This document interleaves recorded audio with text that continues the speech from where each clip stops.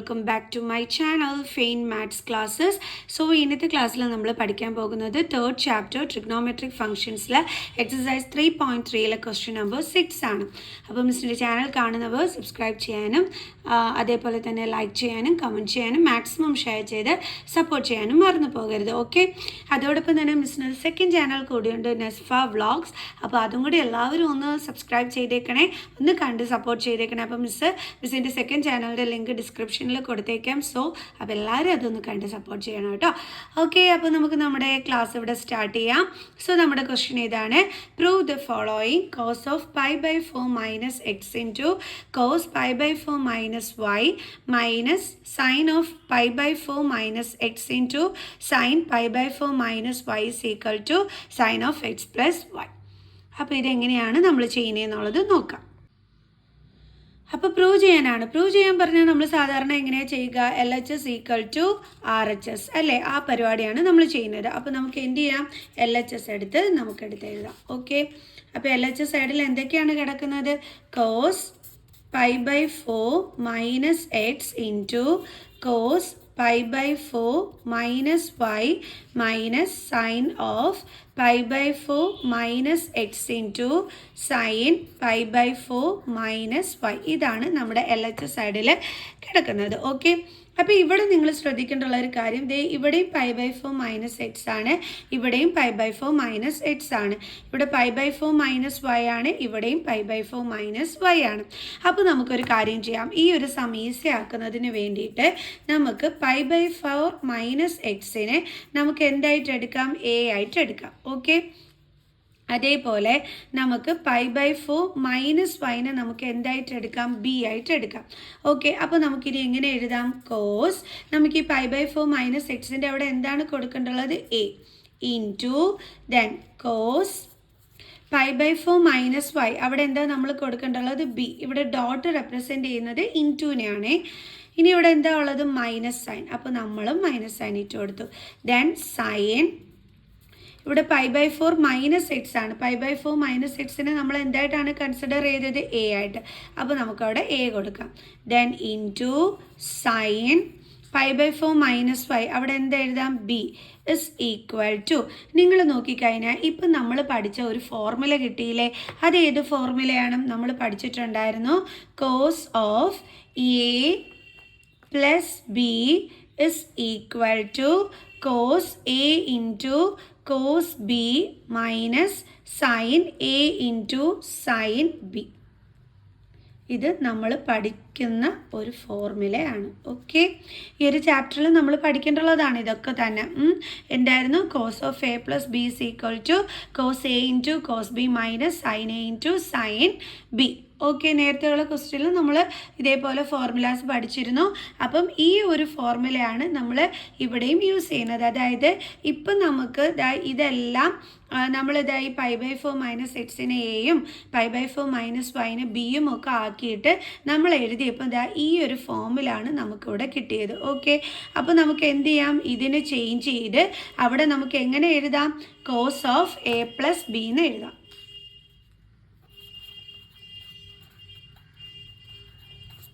കണ്ടോ? അതായത് നമ്മൾ എഴുതി വന്നപ്പം ഈ ഒരു ഫോമിലാണ് ഉണ്ടായിരുന്നത്. അപ്പോൾ ഇതിനെ ചേഞ്ച് ചെയ്ത് നമ്മൾ എങ്ങനെ എഴുതുന്നു? Cos of A plus b എന്നെടുത്ത് എഴുതുന്നു. ഓക്കെ, അപ്പോൾ എൻ്റെ ചക്കരക്കുട്ടികൾക്ക് മനസ്സിലായോ എങ്ങനെയാണ് ഇവിടെ cos of A plus b വന്നതെന്നുള്ളത്? അപ്പോൾ നമുക്ക് വന്നിരിക്കുന്നത് ഇങ്ങനെയാണ്. അപ്പോൾ ഇനി എങ്ങനെയാണ് നമ്മൾ എഴുതാൻ പോകുന്നത്? ഇപ്പം നമുക്ക് cos of A plus B എന്നാണ് കിട്ടിയിരിക്കുന്നത്. കണ്ടില്ലേ? ഇതിനെ നമ്മളിപ്പോൾ ഷോർട്ടാക്കി ഇങ്ങനെ എടുത്ത് എഴുതി. ഇനി എ എന്ന് പറഞ്ഞാൽ ആരാണ്? Pi by 4 minus x. അപ്പോൾ അത് നമുക്കിവിടെ സബ്സ്റ്റിറ്റ്യൂട്ട് ചെയ്യാം. Pi by 4 minus x, then ഇവിടുത്തെ പ്ലസ് സൈൻ. ദെൻ ബി എന്ന് പറയുന്നത് ആരാണ്? Pi by 4 minus y. അപ്പോൾ അതും നമ്മളിവിടെ എടുത്ത് എഴുതി. ഓക്കെ, ദെൻ കോസ്, ഇവിടെ നിങ്ങൾ നോക്കിക്കേ, ഇവിടെയും പൈ ബൈ 4 ഉണ്ട്, ഇവിടെയും പൈ ബൈ 4 ഉണ്ട്. അപ്പോൾ രണ്ട് പ്ലസ് ചെയ്യാനാണ് വന്നിരിക്കുന്നത് അല്ലേ? Pi by 4 plus pi by 4. എന്താ ആൻസർ കിട്ടുന്നത്? നമുക്കറിയാം ഇങ്ങനെ വന്നു കഴിഞ്ഞാൽ ഇതെങ്ങനെയാണ് നമ്മൾ ആഡ് ചെയ്യേണ്ടുള്ളത്? അതായത് ഇവിടെ ഇപ്പോൾ നമുക്ക് 2 പൈ ബൈ 4 ആണ് ഉള്ളത് അല്ലേ? അതായത് 1 + 1 2. അപ്പോൾ 2 പൈ ബൈ 4 എന്നായിരിക്കും നമുക്ക് എന്ത് വരുന്നത്? ആൻസർ വരുന്നത്. ഓക്കെ, അതായത് ഇവിടെ പൈയുടെ സൈഡിൽ ഒന്നുമില്ലെങ്കിൽ എന്തുണ്ട് 1 ഉണ്ട് കണ്ടോ. ഇവിടെയും പൈയുടെ സൈഡിൽ ഒന്നുമില്ലെങ്കിൽ എന്തുണ്ട് 1 ഉണ്ട്. സോ 1 + 1 2π/4. നമ്മുടെ ഡിനോമിനേറ്റർ സെയിം ആണ്, അതുകൊണ്ട് നമുക്ക് ന്യൂമറേറ്റേഴ്സ് തമ്മിൽ ആഡ് ചെയ്യാൻ പറ്റും. അതുകൊണ്ടാണ് നമുക്ക് 1 + 1 2π എന്നും ഡിവൈഡഡ് ബൈ നമ്മുടെ ഡിനോമിനേറ്ററിൽ എന്താണുള്ളത് 4. മനസ്സിലായോ എൻ്റെ മക്കൾസിന്? ഓക്കെ, എങ്ങനെയാണ് ആഡ് ചെയ്തതെന്ന് പിടികിട്ടിയല്ലോ. അപ്പോൾ നമുക്കിവിടെ എന്ത് എഴുതാം? 2π/4. ഇനി എന്തൊക്കെയാണ് ഉള്ളത്? -x, ദെൻ ബാലൻസ് ഉള്ളത് -y. ഓക്കെ, ഇനി അടുത്തത് എങ്ങനെ ചെയ്യാൻ പറ്റും? ദേ നമുക്ക് ഈ 2ഉം 4ഉം കൂടി ക്യാൻസൽ ചെയ്തൂടെ? 2 1s are 2, 2 2s are 4. അപ്പോൾ നമുക്ക് എന്താ കിട്ടിയത്? π/2 എന്ന് കിട്ടിയല്ലേ. cos π/2 -x -y. ഇനി നിങ്ങൾ നോക്കിക്കഴിഞ്ഞാൽ അതായത് ഈ രണ്ടിടവും മൈനസ് സൈൻ ഉണ്ട്. അപ്പോൾ നമുക്ക് മൈനസിനെ ഇങ്ങ് കോമൺ എടുക്കാം അല്ലേ. അപ്പോൾ നമുക്ക് എങ്ങനെ എഴുതാം? cos π/2 മൈനസിനെ കോമൺ എടുത്തു കഴിഞ്ഞു, ദെൻ എക്സ്. ഇനി എന്ത് സൈനാണ് നമ്മൾ ഇത് ഇവിടെ ഇട്ട് കൊടുക്കേണ്ടുള്ളത്? നമുക്കറിയാം മൈനസിൻ്റെ ഫാക്ടേഴ്സ് എന്ന് പറഞ്ഞാൽ എന്തൊക്കെയാണ്? മൈനസും പ്ലസ്സും. അതിൽ ഈ മൈനസ് സൈന് നമ്മൾ എന്ത് ചെയ്തു? ഇനി പുറത്തെടുത്തു. ഇനി ബാലൻസ് ഇവിടെ എന്താ ഉള്ളത്? പ്ലസ് അല്ലേ. അപ്പോൾ ആ പ്ലസ് ആണ് നമ്മളിവിടെ കൊടുക്കുന്നത്. അപ്പോൾ എങ്ങനെയാണ് ഇവിടെ പ്ലസ് സൈൻ വന്നതെന്ന് മനസ്സിലായ എൻ്റെ മക്കൾസിന്? നമ്മൾ ഈ രണ്ട് മൈനസ് സൈനീനും മൈനസ് കോമൺ എടുത്തു. അപ്പോൾ മൈനസ് ഇങ്ങ് പുറത്ത് വന്നാൽ ബാലൻസ് ഉള്ളത് പിന്നെ എന്താണ്? പ്ലസ്. അതുകൊണ്ടാണ് മിസ് ഇവിടെ പ്ലസ് ഇട്ടത്. Then y. ഇനി അടുത്ത സ്റ്റെപ്പിൽ നമുക്ക് എന്ത് ചെയ്യാം? പൈ നമ്മൾ ഡിഗ്രിയിലോട്ടാക്കുമ്പം നമ്മുടെ പൈയുടെ വാല്യൂ എന്താ വരുന്നത്? 180. എപ്പോഴും ഓർത്ത് എൻ്റെ മക്കൾസ് വെച്ചോണം. പൈ എന്ന് പറഞ്ഞാൽ എന്താണ്? ഡിഗ്രി മെഷറിൽ ആംഗിൾ വരുന്നത് 180 ഡിഗ്രി കേട്ടോ. അപ്പോൾ 180/2 -x + y. അപ്പോൾ cos 180/2 എന്ന് വെച്ചാൽ എന്താണ്? 90 -x + y. ഇതുപോലെയാണ് ഇപ്പോൾ നമുക്ക് കിട്ടിയിരിക്കുന്നത്.